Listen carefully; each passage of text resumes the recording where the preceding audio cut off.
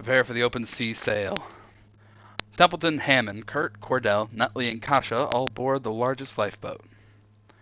Grimley and Junior man the 2 other vessels. The remaining crew must be decided. All living crew must be allocated to the lifeboats where you set sail. You have 16 left to assign. Alright, so lifeboat 2. Does it say who's already in there is my question.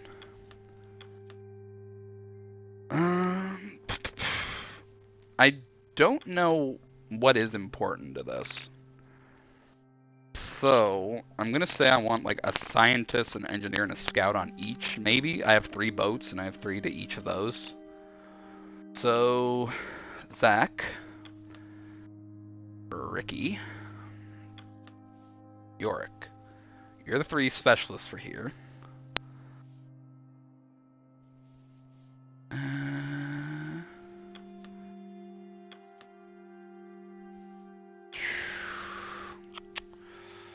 We'll put you 2. Alright, from those orders. Yorick Moore, Ricky Flogs, Harold Turner, Skylar Peck. They board the vessel.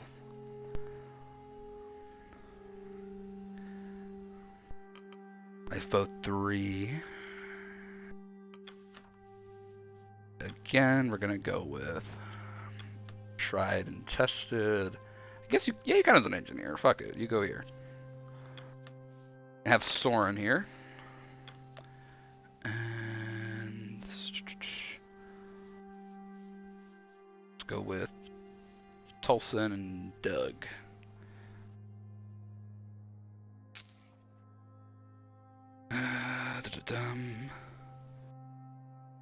And 6 left to assign. You.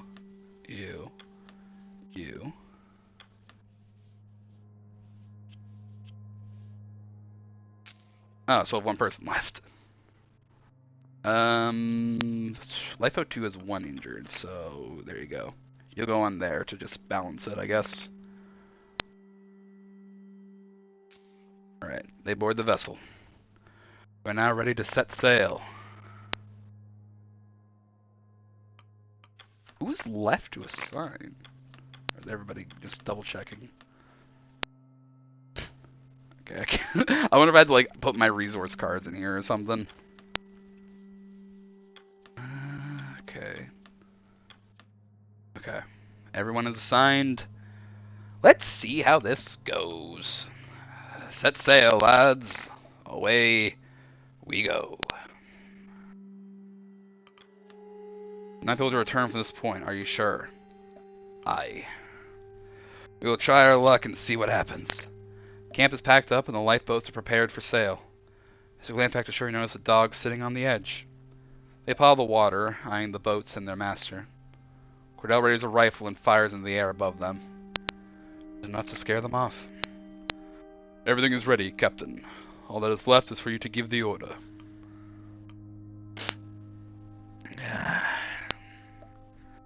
It's going to be easy. Keep alert.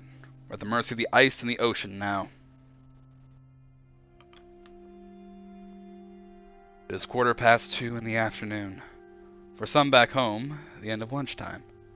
For you, the beginning of a countdown. Try to keep your mind on the mission ahead. It's hard to think of the Viscount. You could be sailing over her wreck right now and may never know it. Your past and future seem to shrink against the glaring challenges of the ice ahead. Than your previous sailing experience. A far cry from your time in the Merchant Navy, you ferried much. This is undoubtedly the most precious cargo of your career to date. You grip the tiller firmly. Stroke. The boats lurch forward, bobbing side to side, parting the inky waters. Stroke. You're gaining speed now. Stroke.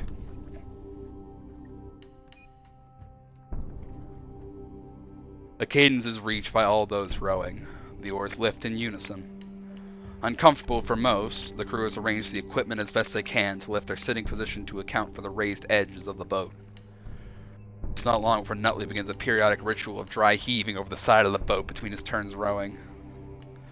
Kasha curls over her camera, paranoid of any moisture that may enter its mechanisms. You to sail ahead. The fog finally clears to reveal the ice around.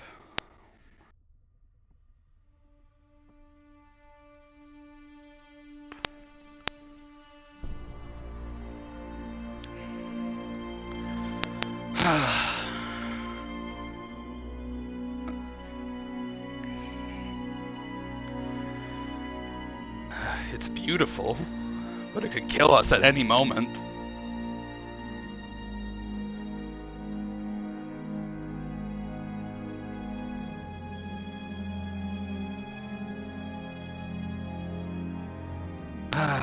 You realize how small you are when you see how big those icebergs can be. This is the place that wants us dead.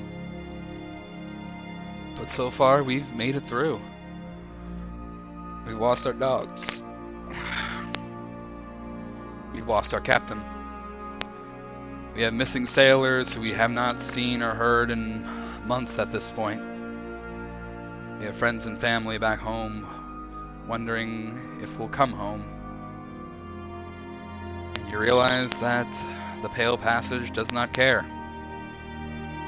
The Passage doesn't care who we've lost, who we're waiting to see. Doesn't care about us. We've survived it so far.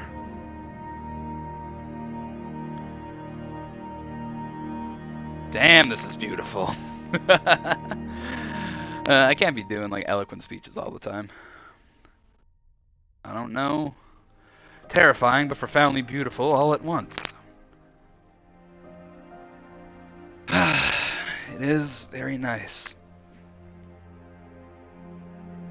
Alright. Continue to sail ahead. Sailing into the night. By evening, you nearly escape the ice. The empty ocean is almost visible on the horizon. The boats lurch. The smell is horrendous, though seemingly enticing to a large gathering of snow petrels. They shoot down from the sky at their leisure, scooping up a meal at a time. Oh, they're mackerel icefish, I think. How do you know that? My father used to take me fishing whenever he could. Hammond stops rowing momentarily. You sure about that, kid? You've been puking for the last year straight at least. The doctor goes red and tries to prove he can hold it in. Kasha furrows her brow, readying the camera. What do you think it means? It doesn't mean anything. A cold current, most likely, where the ice meets the ocean. Grimly calls from his boat. It's a bad omen. The living aren't supposed to be out here. Templeton grumbles to himself, something about superstition.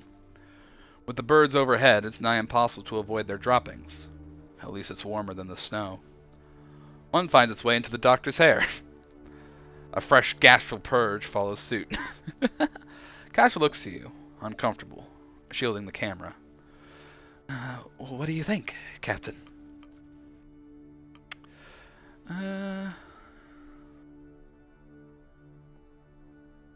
Sailors made a career defying where people shouldn't be able to go. Grimley's no different. I'm no different. She seems satisfied with this answer, taking a photo across the water. Cordell lifts a fish from the ocean and presents it to Stanbury. The animal smells it, before shying away from the food. She drops it back in the ocean and buries herself in the animal's furs. Continue to sail. After hours of rowing, you finally reach the open ocean. It's impossible to avoid the stingy sprays of the sea as they invade the boats periodically. Everyone is left bailing with whatever they can find. Hats, mugs, even bare hands lift out the water. The crew begin to curse into the night, at each other and at the events gone past. It's the only means of protest that doesn't interrupt attempts to remain warm.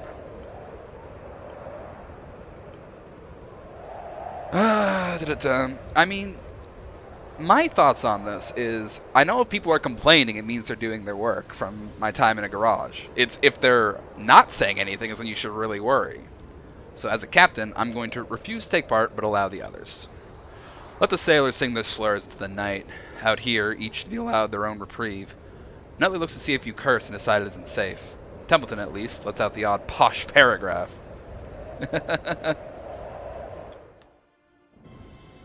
Continue to sail. That's... Oh, shit. I do not like this at all.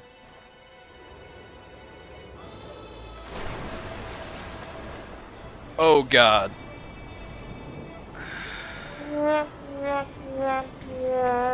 Yeah, sad trombone feels about right.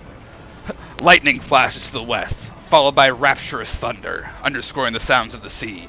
Hold fast, men! Your screams are lost in the thunder as a large, abrupt wave smashes against the boats. Rogue wave! You just about crest it. A moment passes before the other two lifeboats join you. Every sailor knows the tales of rogue waves, freak anomalies that plague seas such as these. Oh, a hydrate. Yes, this is the perfect time to hydrate when I'm being surrounded by water.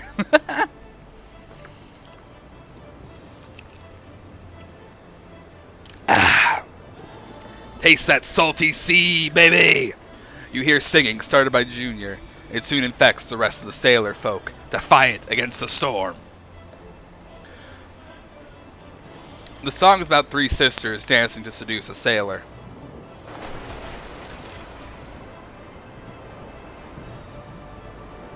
A second, larger wave hits the boats. The same again, just about. The sailors change key. Your captain will sing! You don't know the words, but you'll never forget this tune. Echoing as best you can, the others follow suit from beneath the tarp. Even Templeton sings. Oh, good God! The third, final, and largest of the waves hits the boats.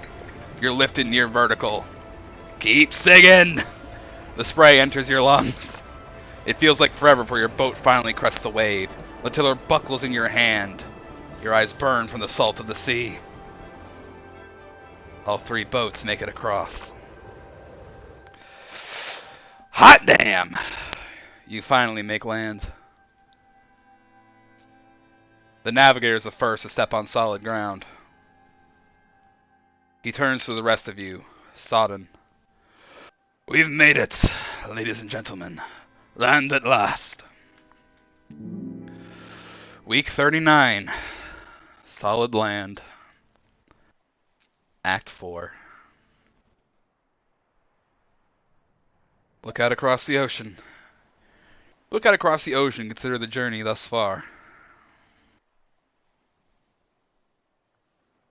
The hoosh and the furnace are good. Oh shit, Hammond lost his hat. Fuel goes in. We stay alive. Really is that simple. We're all still alive, hot damn! Enter the request tent. Hammond! The carpenter sent me. Says we ought to get building some proper gravestones for the dead. Can't say I disagree. I'll get to it on your order. He leaves. A proper eulogy will also be expected. It would be best if you considered your words now, Captain. This is a difficult time for all. We have progressed beyond the last known location of the Viscount. Answers to its disappearance may lie on this isle. Captain, once we are through here, I recommend you scout the area for any sign of human activity. Is Templeton's face more... I think Templeton's gone gaunt and is starting to like grow a beard. He has a little like stubble. For safety, of course. We don't have any dogs, man. What's this? Visit the gravesite. Cross the ridge. How you doing, Hammond? You see the engineer tinkering away at some navigational equipment with his usual sour expression. Shit! He places the equipment to the side and lets out a grunt. Damn thing still doesn't work. You think it could be the environment? Hammond gives you a sideways glance. Maybe. Couldn't begin to know. Not like we have any bloody experience for this. Not a bloody soul has come this far south. Who knows what's ahead? Having trouble? Kurt approaches. Oh, he looks a lot more bedraggled. Yeah, he has like tears in his outfit and like sutures in his coat. It looks like he's gotten a bit older with those wrinkle eyes. Oh, excuse me. Kurt approaches, a more noticeable limp on the man, forcing him to use his cane. What do you want? Still trying to get the compasses working again? Threatened that I might. The look on Kurt's face is one of hesitation, as his eyes dart around, doing all to avoid the gaze of Hammond. Ahem. I have something to declare regarding my previous actions. Carry on. Well, I believe that in dire circumstance, pride can often take the better of us. Stop stalling. What are you trying to say? I would just like to apologize over our earlier scrap. I got carried away before. I see it did neither of us any good. You're right there. It's not in me to hold a grudge, Hammond. Least of all trapped out in this cold. Enough of the appeals. Just spit it out, why don't you? We should be working together. And more importantly, I am sorry. From the bottom of my heart, I apologize. Hammond pauses for a moment while looking towards Kurt. After that moment, he returns to tinkering with his equipment before finally speaking. Accepted. Excuse me? What was that? Apology accepted. So I can expect you two to work together from now on? As best we can. I don't think I have another fight in me, Captain. First and last, eh? I fought before. Could have fooled me. Well, I suppose I'll be off. Best of luck with your adjustments, Hammond. There's no chance of getting them working here. We're relying on sight. Oh, relying on you. Oh, I'm sure I'm a relic when compared to your machines. I'm relying on you. Ah, I see. Kurt steps away, returning to camp at large. Let's visit the gravesite. So far, we have the dogs. The dogs are probably dead. Oh, it's actually nobody here. I wonder how different this could look. Is there anything else I can do? No. Okay. Cross the ridge. Inspect the... There's a cairn here? Why is there a cairn? A bolt-action rifle? Inside the letter, you find a letter, some supplies, and a bolt-action rifle. Read the letter. To you who finds this message, here lies the final testament of the Viscount. We made our arrival on the east shore of the island. Before moving on, we established a cabin to mark the landing point. There you'll find enough supplies to support a crew of 20 for a full year. While charting the perimeter of the island, the crew came across a cavern at the mouth of the central mountain. Captain Whalen decided to split the crew in order to chart the location further.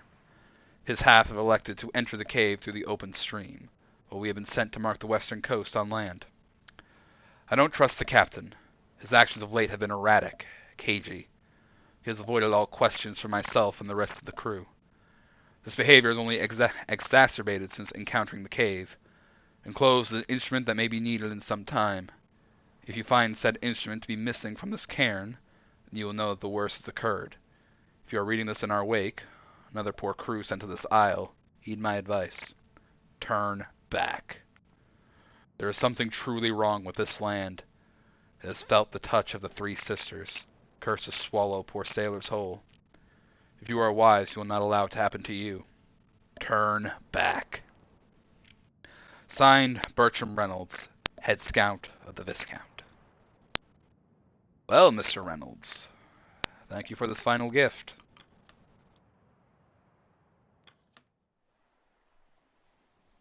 Dinner time, lads. The crew have their meal. A wave of ease and rest falls over the crew, safe and fed. Dinner ends, and slowly the crew make their way to the graves. The eulogy awaits. I guess the only graves that we have would be for the missing crew. For Hunt, Corvid, what are the names? Smurf, Corvid, and Joel. And Captain Hunt, of course. We haven't learned their fate yet, so I guess at this point we kind of just assume they're dead. Speak to Kurt and Kasha. Captain, is there something I should be made aware of? What do you mean? Mr. Templeton has been snooping around, interrogating me on my report. It seems we approach rescue. He's taken upon himself to approve of what lies in my writing. He has taken upon himself, correct? You didn't set him up to this, right? Templeton is acting of his own accord. Good to know. I'm no stranger to people who want to omit parts of my work. I saw plenty while covering the riots. I have no intention of censoring this report. A story not based in the truth is worthless. If I had to leave parts out or fabricate others, then was it a story worth telling in the first place? You can always gloss it up a little. You turn your head to see Kurt approaching, apparently having eavesdropped on the conversation. Well, what do you mean? Well, a story can still be plenty honest, but some require a little bit of polish. What about your films? Weren't they the honest accounts of your expeditions? Ah, they were. Well, more or less. More or less?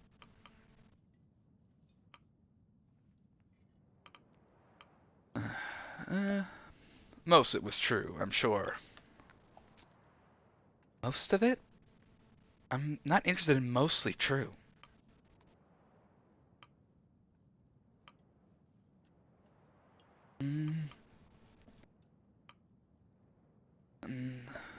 But you're right. Kurt shouldn't suggest you lie about this expedition. I'm suggesting nothing of the sort, but I'm no stranger to the world of show business. What I do isn't show business, Kurt. It's journalism. I've been around both long enough to know they're one and the same. You should hear some of the tabloid rumors I've read about myself in my time. I'm aiming to be better than the gutter press, Kurt. You've been part of countless documentaries. Surely you would care about presenting the facts. Oh, the facts are not immune to artistic license. I can't believe what I'm hearing.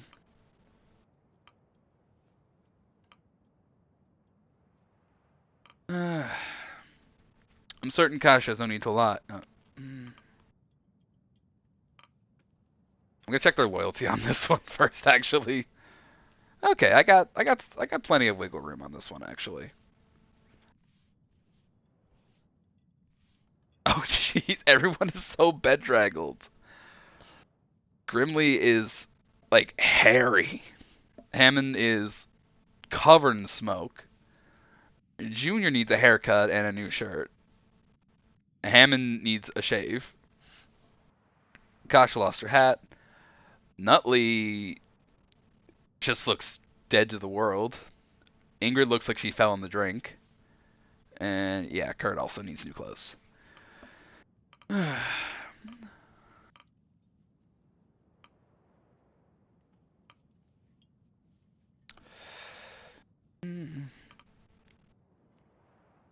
I'm not sure what these actually go for.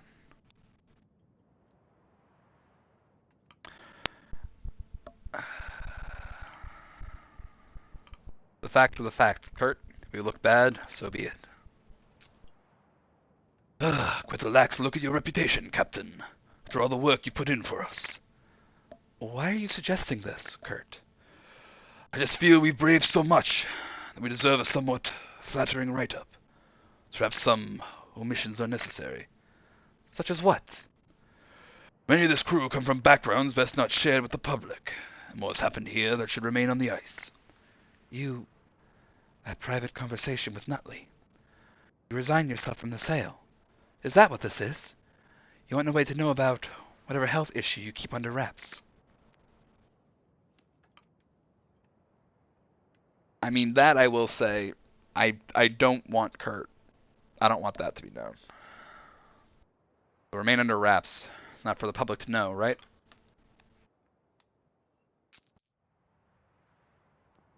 I'm simply stating that for this kind of story, people really want to be inspired. There's no reason to saddle them with the nitty-gritty. And I will say, there is no reason for people to know about Kurt's health condition. This dude has like helped us through so much, and that is private medical information. That doesn't need to be part of the story. But I'm here for the story. The full story. No single solitary soul wants to hear the full story. Nobody got into an Arctic expedition because they heard about the rest of us having dysentery. You just want to protect your own image, don't you? What? Well, no. It's nothing of the sort, but I'm no fool. I see exactly what you're trying to do.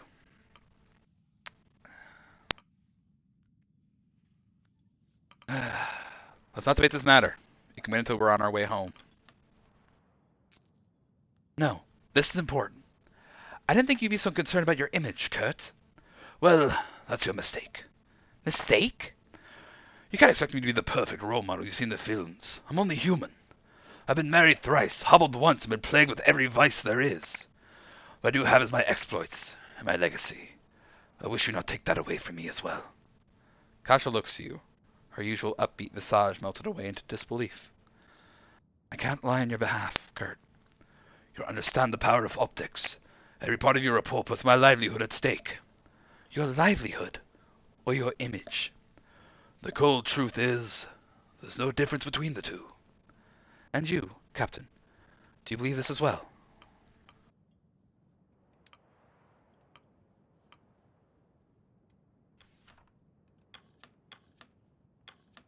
I'm trying to track how the loyalty is going here.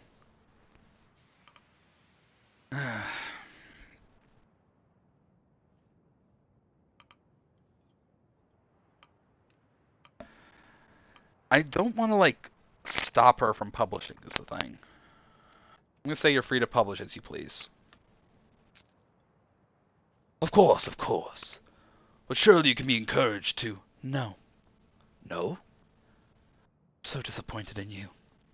Please. Simply saying that sometimes it's better to reframe the reality for a better story. And feed your ego. That's all you care about, right? It's all I have to care about. Kasha's face has shifted yet again, now to one of cold cynicism. You're pathetic. Kasha storms back to her tent, as Kurt gives you an uncomfortable glance. The man looks shaken by the response, and above all appears to be deeply embarrassed. Without a word, he staggers back to the heart of camp.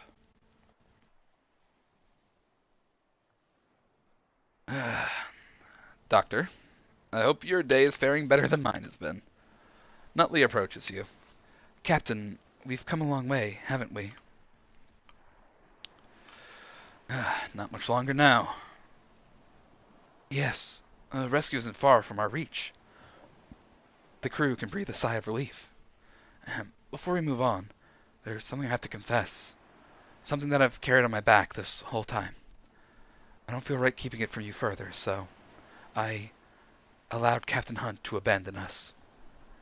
I knew somebody had to have done it. Explain, Nutley. When the ship was going down, I saw him. I watched as he grabbed his supplies and began to take off onto the ice. He saw me, but didn't say a word. He knew that I was too spineless to do anything. I couldn't even bring myself to tell anyone. He was right. I was too spineless. Until now, at least. And now you know. I don't care about the mistakes of your past, Nutley. Learn from this and move forward. I should have known better before, but you're right. I'm sorry. The truth had to come out. Do what you will with this information. I'll accept anything you decide, Captain. Nutley walks off, returning to his tent. Templeton. Captain, we've escaped the ice. We're on land. We're so close now, Shaw. So very close. We both saw that cairn, Captain. Trace of the expedition which came before us. Shaw, I believe we can still find the Viscount. Our mission can continue. I really think there's a chance we could actually find it. It's not a matter of if, it's a matter of when, surely. I know that after all this time, specifics of our employ may seem inconsequential. But tell me, Captain, do you think the Apatons would pour all this effort, put this many lives at risk? They didn't think there was something truly paradigm-shifting at the end of it.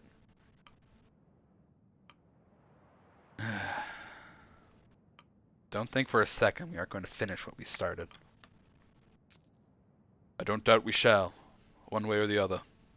We'll speak soon. Good luck, Captain. He stops and turns before leaving.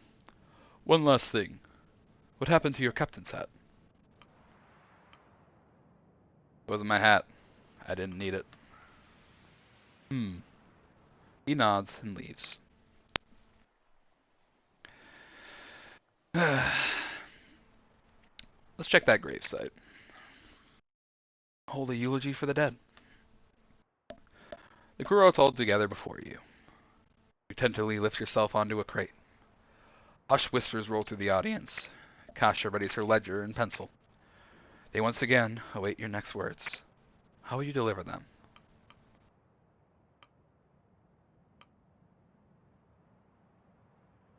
As nothing has changed since you last did this, with renewed obstinacy befitting of solid land, related those lost resting on your shoulders, with the implicit confidence in the impossible results you've achieved so far. Let's go with this one. Some arrogance in this world is justified, especially when lives are being saved. The crew look to you, miserable, the scars of the sail past, exposed in the light of day.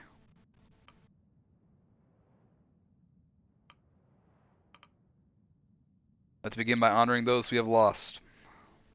The eulogy begins. The Stoke brothers begin a tune together in remembrance. Read out the names of the souls lost.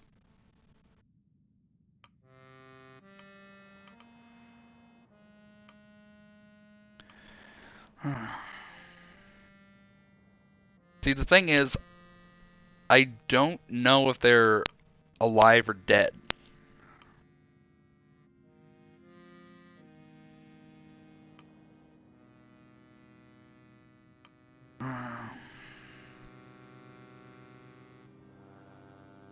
See, I'm gonna omit the names. I don't know if they're alive or dead.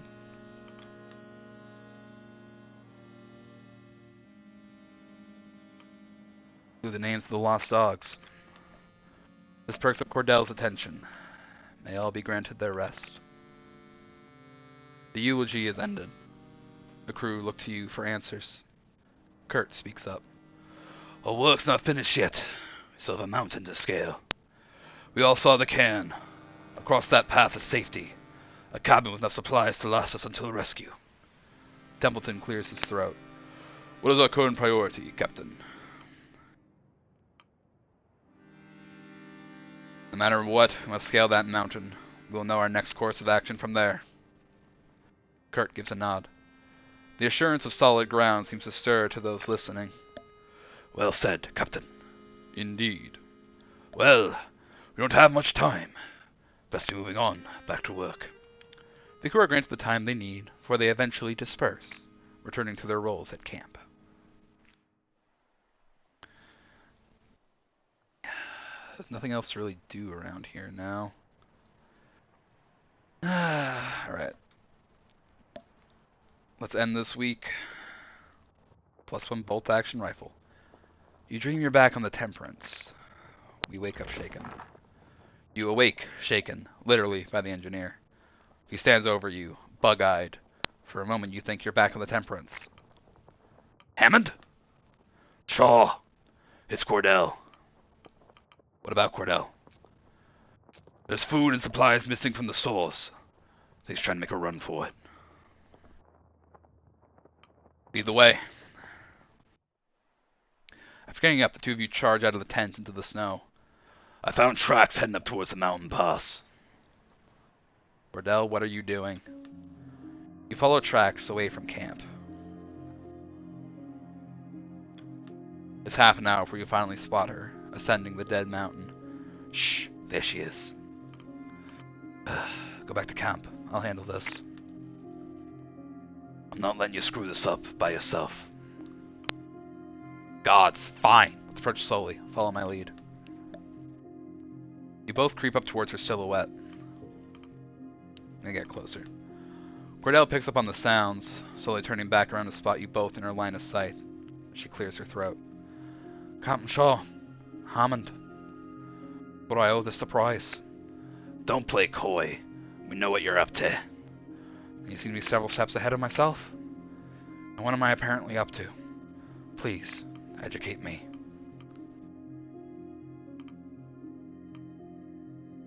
Getting a head start on tomorrow's scouting? A fine idea. A fine night for it, yes. And a fine story. But I don't think either of us believe that's what I'm doing. Stanbury's expecting. Oh, what? Stanbury's a girl? Maybe she's doing what's best for those pups. What does it look like I'm doing, Robin? If you leave, you're ensuring their demise. Perhaps. More of a chance out here than with the rest of you.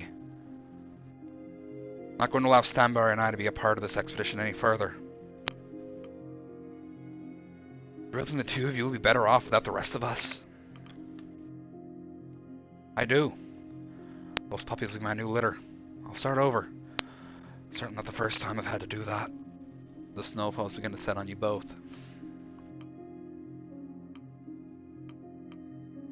You should have come to me first, Cordell. You both know that wouldn't have worked. And let me convince you now. I'm listening.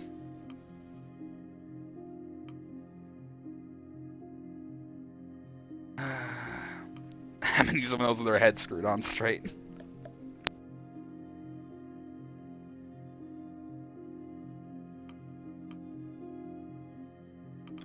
How many someone else with their head screwed on straight? Aye, there's much to be done. You've already proven you're not in this for the wrong reasons.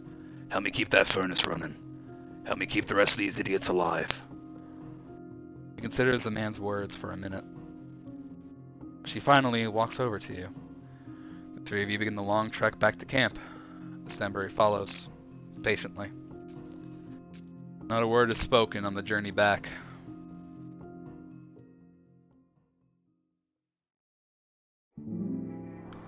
Week 39. Holy shit. Kasha, careful! Turn your head to spot Kasha perched precariously over the edge, her camera in hand, lining up another shot from her position. It's a great shot of the horizon. Trust me. You've got a good shot of falling to your death. Get back over here. The ground isn't safe. You can't trust anything beneath your feet this high up. Kasha doesn't heed their warnings, instead lining up the shot and snapping it cleanly. There, no issue. This just might be the banner image for my report. If the civilian is done being foolish, might we move on? Kasha nods and turns back around to join the rest of the crew, only for her to slip on the ice beneath. You lunge forward and pull Kasha forward so that she isn't hurtled over the edge, but her initial stumble sent the camera falling below. That was a close one. My camera! Be thankful the camera took the plunge and not yourself, young one. Despite reassurances, Kasha moves back to the edge of the cliff, peering over, searching for her camera. I can't lose it. Everything from this expedition was on there. Wait, I see it. Nonsense. It's a blip on the rocks. You can't see the ground from this distance. No, it's not on the ground. It's snagged on the ice. It's not too far down. I can climb back down and... Not a hope. You want to go back to climbing? If I lose that camera, my entire reason for being on this nightmare goes with it. I'm getting that camera. She turns to you. Captain, we have to do something.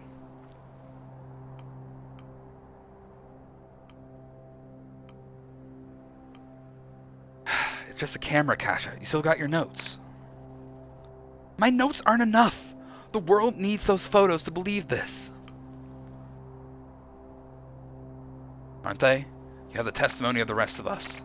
The story comes from you, not that machine. Kurt steps forward. I'll do it. Are you I feel Kurt is doing this to try and make it up to Kasha. Have you two gone mad? It's my understanding that was a prerequisite for attending this expedition. Let's go, Kasha. Kurt affixes the rope to Kasha, locking her in tight with the climbing gear. Leave the climbing to me. As a civilian, your safety is top priority. I was just rethinking this plan of action. We cannot afford to lose our navigator. It's because I'm the navigator that I'm going down. If I can't save that camera, no one can. That would be the preferable option. Kurt pays no heed to the protests of Templeton, continuing to climb down with Kasha in tow. Thank you. Don't thank me until the job is well done. They're risking their lives for a bloody picture box. You You should stop this, Shaw. It's gonna let them go. Kurt and Kasha are gonna slide down the wall of the cliff at a steady pace. Kasha keeping her eyes on her camera at all times. Easy now. Easy now. You can do this, Kurt. Reassuring yourself isn't very reassuring to me, you know? Okay, I think I can get it from here. Think? Both of you, please don't make any rash movements. She collects the camera. And there we go. Now get back up here, you madmen. Job well done. So much for bad luck. Yes, now let's climb back up. Kurt begins to adjust the lines in his climbing gear, prepared to lead Kasha up. The extra weight from the camera causes the rock beneath Kurt's feet to crumble, and the former film star goes hurtling back. Oh shit! I mean, I pretty much saw that coming, but I couldn't really stop them. He snaps to a standstill, the line between himself and Kasha still intact. The weight of the big man's fall pulls Kasha back from the face of the cliff. Blast! Kasha, are you alright? I can't see the cliff. What's happening? This blasted line won't hold me. Pull us up. The rest of the crew hang back, lest any added weight at the cliff's edge cause an even more dire incident. She looks down and sees the pair flailing, helpless. Kasha spots you. Captain!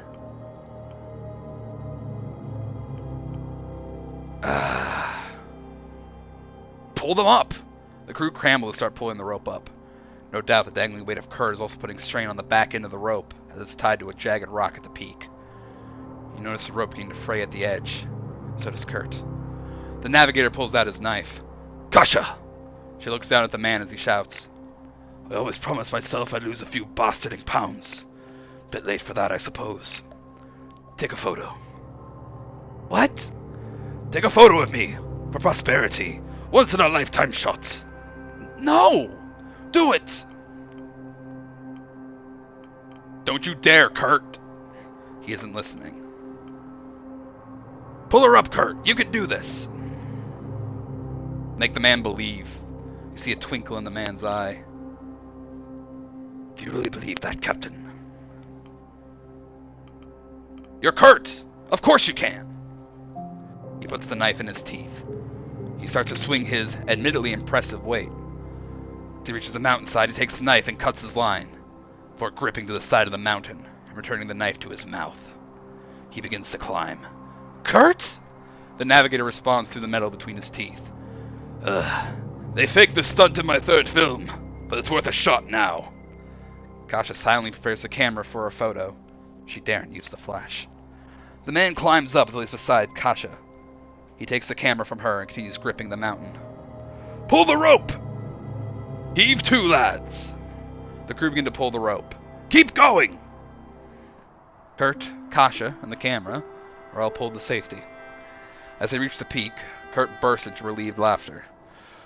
Don't laugh! That was terrifying! Ah, we made it out all right, I think. Still, that was, well, just like the movies. Yes, it was all quite daring. Might we move on? I'm glad you both made it out. I was so worried. Can't believe this show business fake would be actually daring.